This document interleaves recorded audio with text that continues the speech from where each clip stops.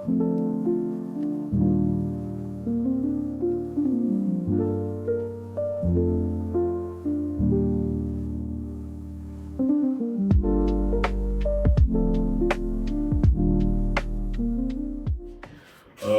back to another episode of Beneath the Bullshit. We are outside of the studio today. It's a little bit of a different location, but I think it's good. Step out of our comfort zone, try something new, get into the flow of things. Today I have Eryck Warfield, aka Mr. Stā Fresh. He does multiple different names. This is my barber, this is my trusted guy. We're at his house today. We're doing a little session. Braids, haircut. I'm being surprised. Getting crispy. So today I think you just take over. Yeah, I think we could start with like a quick little intro story. What got you into cutting? Or you always been doing this? Yeah, there was a moment in time after I was home for a couple years or whatever from Afghanistan. A friend of mine, who I don't happen to associate with anymore, but that's neither here nor there. His girlfriend's aunt was in an opportune situation to be an instructor because she's a licensed instructor. So there was a new school opening up, a new hair school opening up, and they were enrollment deals that they were having and things like that. So me being a veteran gave me a little extra benefit. So it's a little bit of a help there for sure. Yep. So got me in there. And I got encouragement from my other classmates and my instructor. You know what I'm saying? To learn how to do braids and things like that. I felt I was decent with the haircuts, which I learned a lot also. I think you got that community too. Yeah. When you know people you can do it for, you got clientele right there. Yeah. Well, it's a generational thing. Everything is ever evolving. So nowadays you have social media, and everybody on social media is, pushing their product. And when it comes to the hair industry, barbers online and hairstylists online. Well, not so much hairstylists, but barbers. They have so many different gimmicks nowadays. Yeah. And I always tell people, there's no such thing as a picture perfect haircut. But that's what people want. They want that. They want a TV haircut, and they're not going nowhere. So I try to be as natural as possible, I guess. As straightforward as possible, as pure as possible, or pure as possible. But no. How was your barber school? It wasn't bad at all. Like, okay, here's the thing. I kind of graduated twice. What the?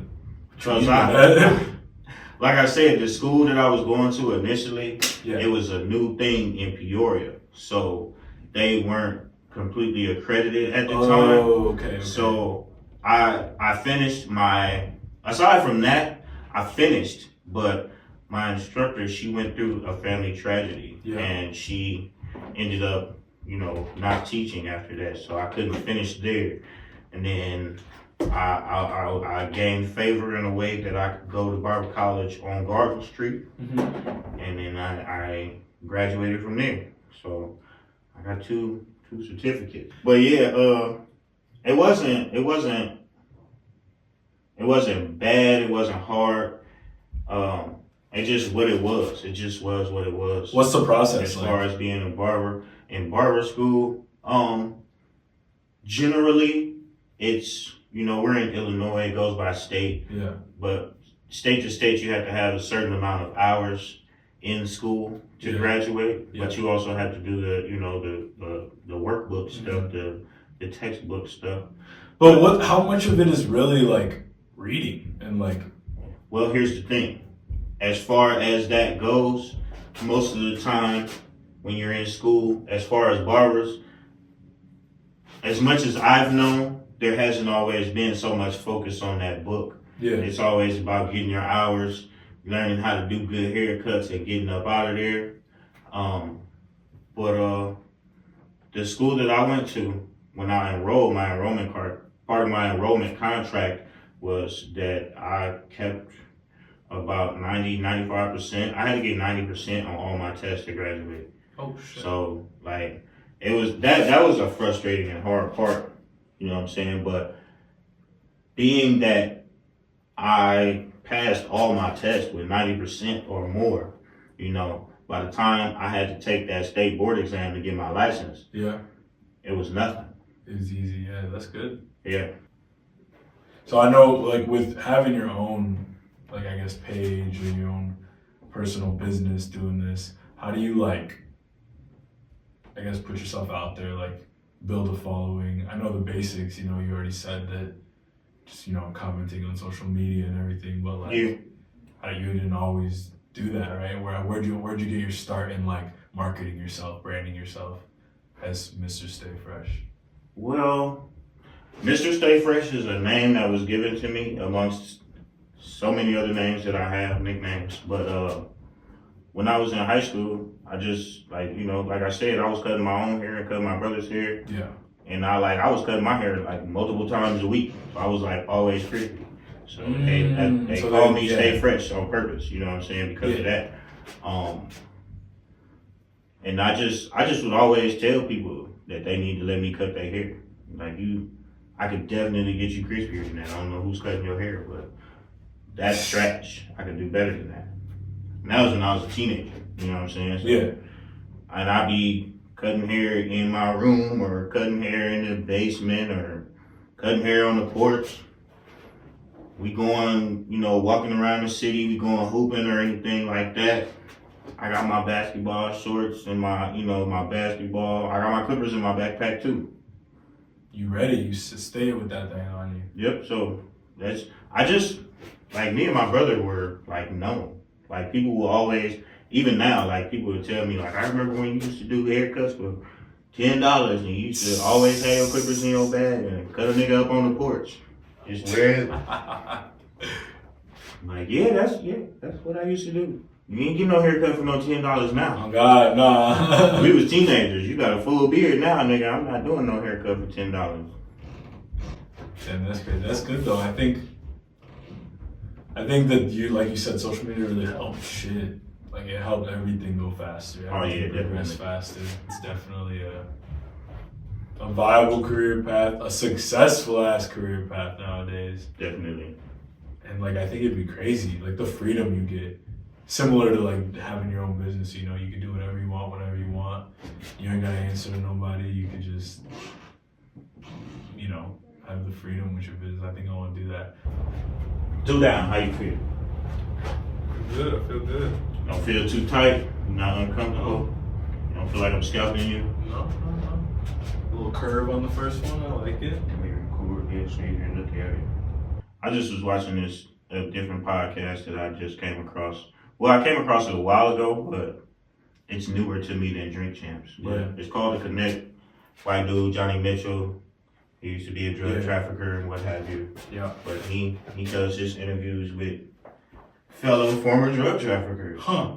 And that's one way to do it. That's a community right there. Yeah. He just did this interview with a brother from Harlem. Motherfucker nickname was Homicide Luke. Yeah. And big scary black dude.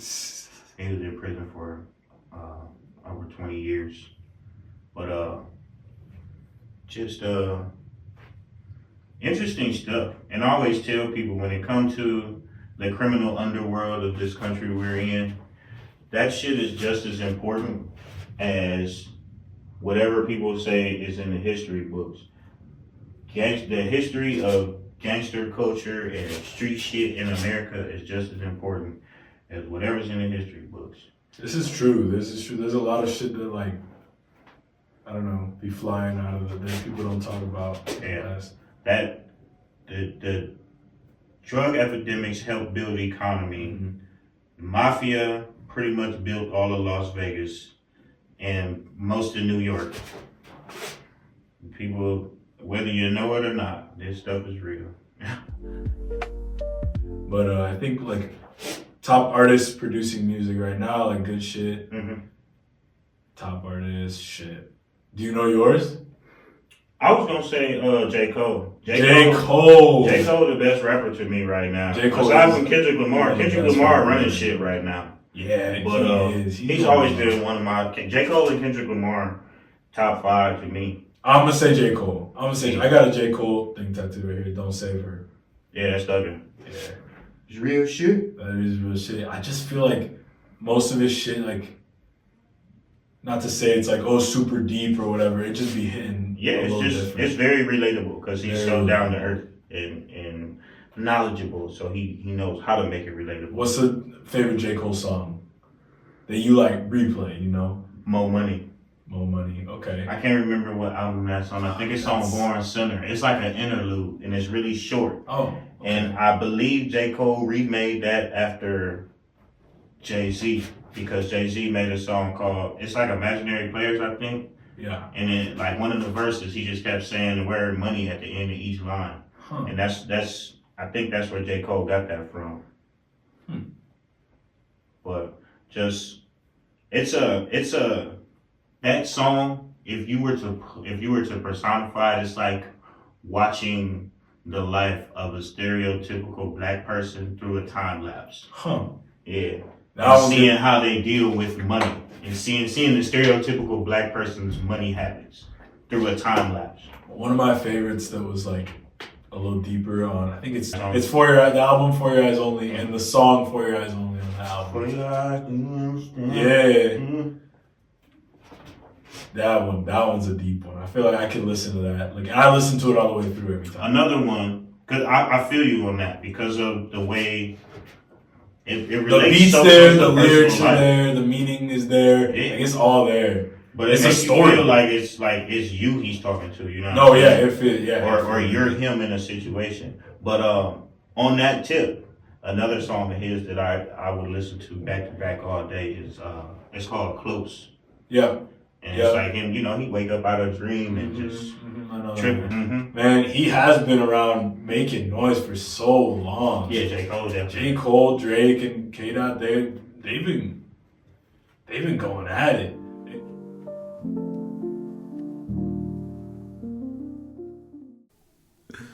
God. Who you be watching right now besides the Drink Champs on YouTube? Besides Drink Champs, I'm watching The Connect with Johnny Mitchell. Oh, you said that, yeah. I be watching, people don't like Vlad TV, but Vlad a OG, and he ain't on nobody paperwork. He said that. So everybody be talking about him like he a fed. Mm-hmm. And he, you know, he a celebrity, and he knows celebrities. Just like every other celebrity, they know celebrity lawyers and celebrity politicians and shit like that, you know. Yeah. These people are known, so they know known people. That don't mean that they collude with them all. You know of course not. Just like he's a reporter, so the shit he does is that's what he does for a living. So the way people talk about him, like he's trying to get people locked up, or he's colluding with the feds, or that he's appropriating black culture. Vlad been out here for years. You know what I'm saying? Yeah. He one of the OG like mixtape guys from, you know, our generation and shit like that. Been out here, so there's no way that, you know, he's not appropriating our culture. I don't think that. He's Ukrainian, you know what I'm saying? Mm-hmm. He came here from Ukraine, and he was outcasted. Like, white people look at him crazy when he was in school. He was outcasted just like black people and Mexicans. So people that talk about him that way, it's just a misguided thing that people, you know, they don't know. But yeah, Vlad TV, I be watching that man. He always getting people to tell the truth on that mug. You watch Kill Tony? No, but I know what it is. Yeah. I'll be watching that as soon as it drops every week. I think that's such a good like idea that like Tony, that he came up with that. That's an idea right there. It'd be hilarious. Trying to open a comedy club around his I thought it would be cool. They got the jukebox. You been to the jukebox before? Yeah. I went there when Josh Blue came here. Oh yeah. Josh. You know who Josh Blue is? No. Josh Blue is a comedian who has, I think he has CP. Oh really? Yeah, he's disabled. And it's a big part of it's a big part of his show that he has a disability. But you know, he ain't just sitting there talking like I'm disabled, but yeah, he's fucking hilarious. But found out I saw one guy on Kill Tony that was saying that he's like, I'm an Illinois comedian, and they're like, oh, where you go? And he was like, oh, Peoria. He's like, Jukebox Comedy Club. I'm like, shit. I didn't know, but I think Jukebox Comedy Club is a known place. Yeah. It's smaller though. Yeah. But it's known, yeah. Well, Richard Pryor probably played there too, right? It's a handful of people that have been in there. There's been some celebrities come through there. Yeah, I watched Bobby Lee and Andrew Santino. You watched that podcast? I have no idea who they are. No idea, damn. You see that the generational shift of who's popular, right? Yeah. That's crazy. Because I'm a little younger than you. No, fucking, they do. Bobby Lee, he was just talking about Richard Pryor on his last episode, and I was like, that's crazy. That's what we had to pee.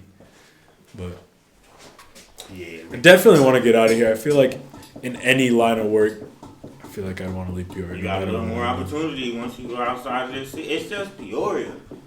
You leave here, you gonna be seen, be heard. Yeah. People will care. I feel like if I do want to take off with like the social media and the you know content creation, I definitely need to leave Peoria. Like even closer to the city would be better. Yep, just going to Chicago will make a difference. But I definitely want to grow the following a little bit. I think you would. You're a cool guy. I'm hoping. I know, like, it's not for everybody, but trying to, like, get the conversation down, get comfortable in the camera. I think eventually it'd be pretty cool to do stand-up comedy. Yeah.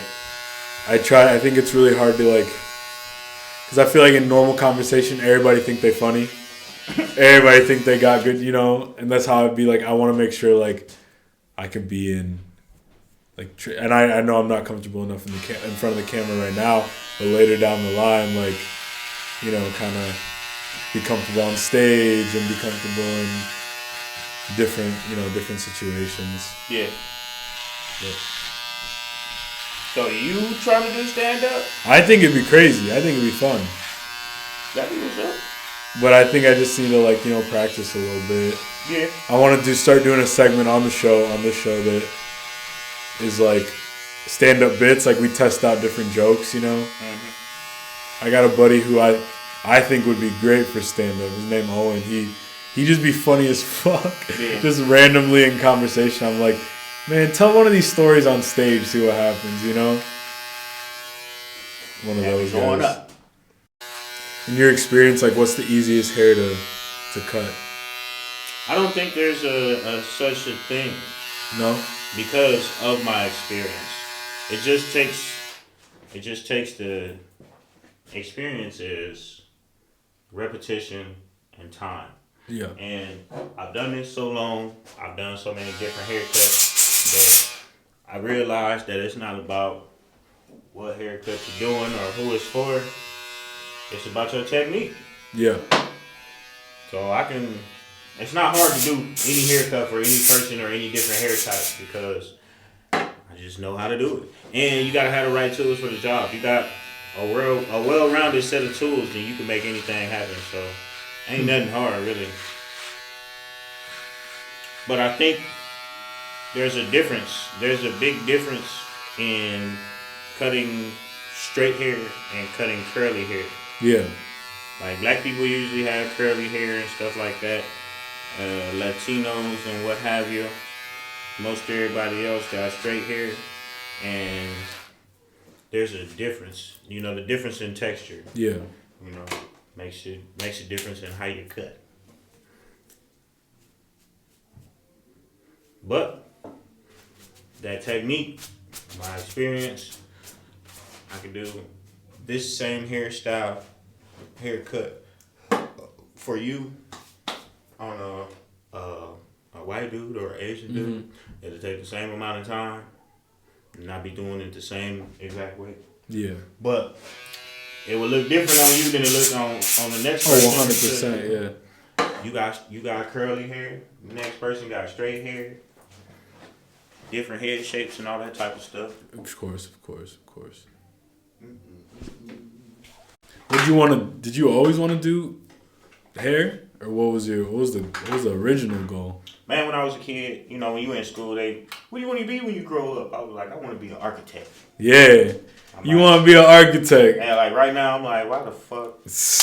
But I mean, like, I think I still could be an architect. You think so? Know what I'm saying? Like, I have that mind, an artistic mind, and a design mind. So I think I could still design buildings and what have you. I think we'll eventually build a house too. Yeah. I think that's just the best way to get what you want out of a house, you know. Yeah.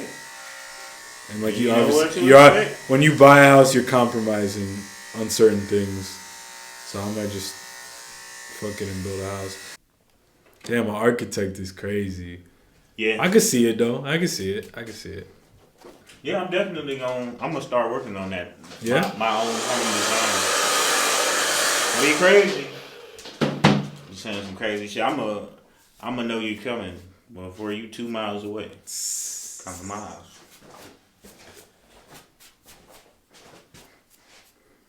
And I'm gonna live somewhere where it snows and there ain't gonna be no snow on my land. All kind of crazy.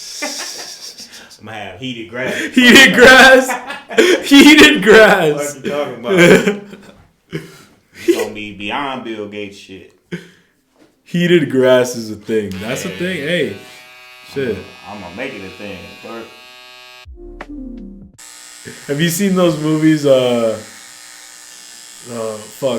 like Who Cloned Tyrone?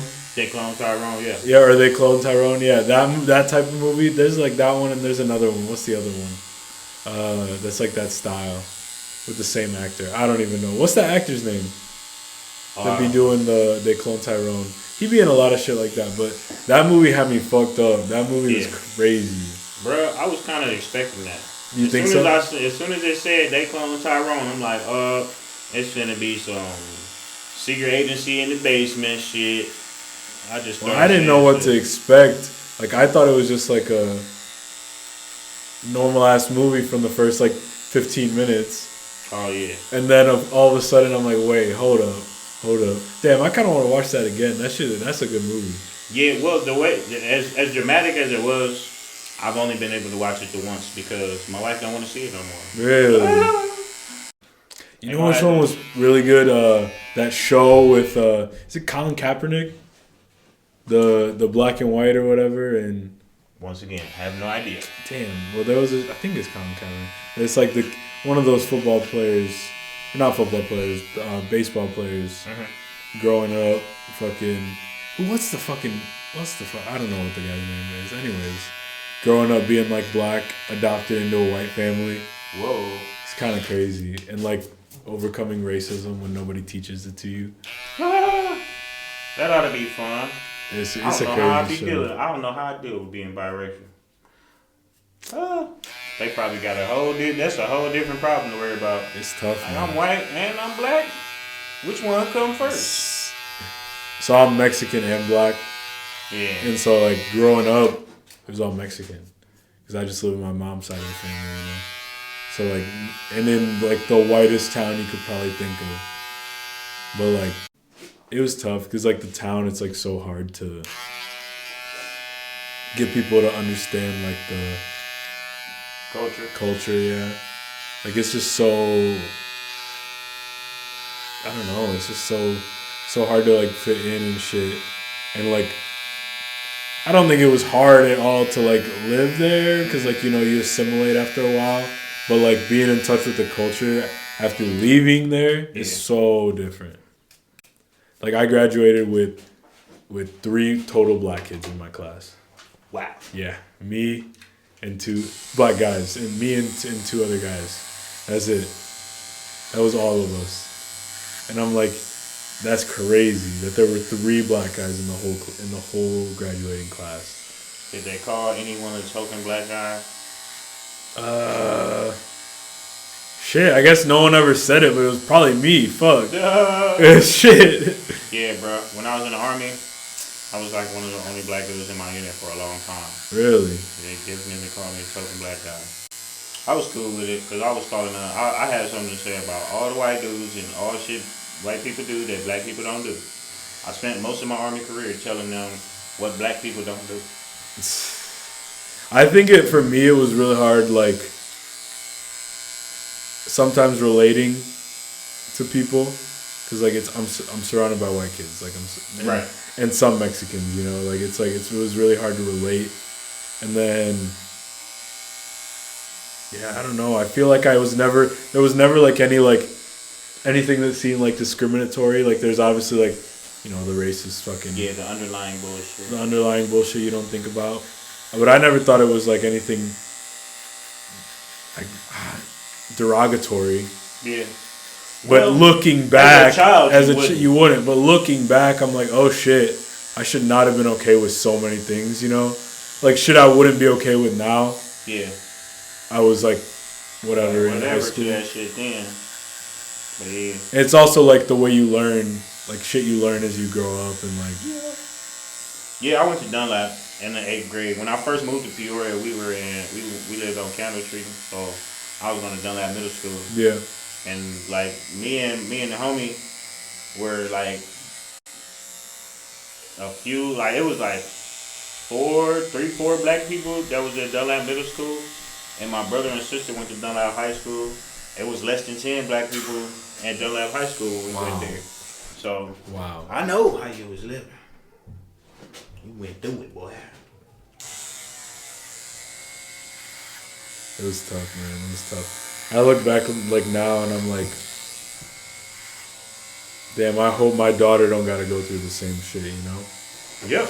And as a child, it doesn't seem like that to you. No. But when you grow up, you realize that it's something that you went through and survived and shit like that. I didn't even, like, half the shit that I dealt with in school, my mom didn't even know about. Yeah, no, of course, yeah. And I feel like it's the same way with me. And I don't know, I feel like you don't realize how it affects you till later on in life. But that's what makes, that shit that I dealt with in Dunlap make me who I am. That is a big part of the reason how, you know, the way I treat people, you know, especially people from Dunlap. I know how people from Dunlap are. Went to school with them. Yeah, I never think like shit I went through was hard. Like I never classify my life as hard. Right. Just because I feel like everybody got it. Like there's people who got it worse. Everybody got problems. And like so, I'll never classify it as hard. But I definitely think, in comparison to some other people, like, and like if you count in like the shit that, like you said, you don't talk about, it's kind of like what the fuck, like. And it don't stop either because you know I felt like I was, you know, in the middle of a world that I wasn't familiar with when I went to Dunlap. Like I said, we were some of the only black people there. Yeah. But then I got clients that are younger than me right now. They in their 20s and shit like that. I know somebody that went to Dunlap after I was there, and he went through the same shit. He's biracial. He was black and white. Yeah. But he went through some shit. You know what I'm saying? I'm just like, damn. I didn't think it was still going down like that in Dunlap. Yeah, but it do be. It don't stop. Yeah. And I had some friends that were like, you know, you could tell their behavior. They kind of were like on that. Not racist, but like, you know, they have that, they grew up that way. Mm-hmm. So they say shit that to me is like, I know they don't mean it that way, but it's just like the way they say it. Like if you heard it, you'd be like, what the fuck is this, you know? I think it's a thing of environment. Yeah. They learn that shit from their parents and they don't know it's wrong until they get older. They're like, I might have been racist. You know what I think? So yeah. That might not have been cool to do that. But I'm super cool on anybody from Dunlap calling me right now and being like, remember in 8th grade when still fuck you. I don't know, what do you think the biggest, I guess like the most racist shit you gone through in this town, this fucking town? I would say that was when I was in Dunlap. Yeah. My brother got expelled. I was suspended for 10 days. Really? There was this kid on the bus that, you know, he just He was saying something dumb to my sister. He called her like a brownie or some shit like that. Yeah. But we fucked that boy up. I'm talking about my he was saying some stupid shit to my sister, and also it was this girl that I liked. He said something crazy to her too. So that girl, her brother, he came through the seat, dude on the ground, he on the floor. My brother, he had his Mountain Dew, he half empty Mountain Dew, he poured it on him, and he was damn, and just got off the bus, and I was the last one. I was like, I can't just leave it like this, you know what I'm saying? I just was hit him in the head. My whole hand swole up. Oh shit! I think I broke my knuckle, fam. From the one hit? Man, swollen shit up. The girl hit him with a Texas Instruments, the OG calculator. She had shit, yeah. Packing him in his shit. So he had his eye was swollen. He had a gash on the inside. Shit was wide open, and then his earlobe was disconnected. The skin hit this shit. It was split. Don't know how. I'm pretty sure it happened when Shirley was whacking him with that Holy calculator. Shit. But yeah, we fucked dude up. Damn. So yeah. Damn. That was my racist incident. Not too much of that shit really happened to me beyond that. I dealt with an Indian dude in school. Low key, he knew how to do. He was in karate. Yeah. So I tried to fight him like a nigga, and he folded me up. Damn. But that was in 8th grade though. Yeah. So I don't talk about that much, but I ain't gonna say he beat me up, but I definitely did not win that fight. He tried to fold me up. I was like, hell no. In high school, one time I was in the bathroom and there was this kid, this other white kid, but he was a skater kid or some shit. That kind of white kid, not really super. You know what I mean. Mm-hmm. You know what I mean. Anyway, he was in the bathroom too, and it was in between classes, nobody in the hallways, not in between, in the middle of a class, mm-hmm. we were both in the same next class, so everybody was already in class.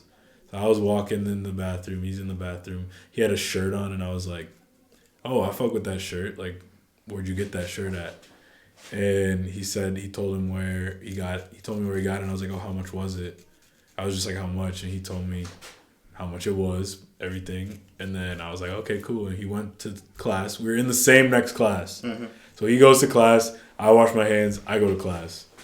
And as I'm walking out, there's the resource officer they have at schools. Mm-hmm. He's sitting in the hallway. I'm like, oh, weird, But I go to class, and then the fucking vice principal comes up to the class.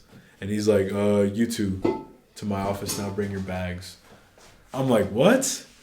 What the, that shit never, I was an honor student. I was in National Honor Society. Oh, shit. I was captain of the varsity soccer team. I was, I was a good student. That shit never happened to me. And then everyone was like, what the fuck? Why is he getting, everybody's like, what the hell's going on? And so I go down, and he's like, I need this, what were you talking about in the bathroom? I was like, his shirt. And he was like, oh, why are you saying how much it costs? Or why are you saying how much? Why are you talking about money? I was like, I could buy one. I don't know. I was just this motherfucker searched both of our bags. He questioned the white kid too, and the same thing. He said the same thing. He searched both of our bags, found nothing, obviously, and sent us back to class and made us act like nothing happened. That's crazy. And I'm like, I get back to class. I'm like, they just accused me of selling fucking drugs in the bathroom. Pretty much. Because that's what he said. He was like, oh, we thought you, he was like, sorry. Oh. He just dropped it. He said, we thought you were talking about selling something else. And I was like, what? So how did that even make sense? In the bathroom? No, the officer was standing right outside the door. Oh.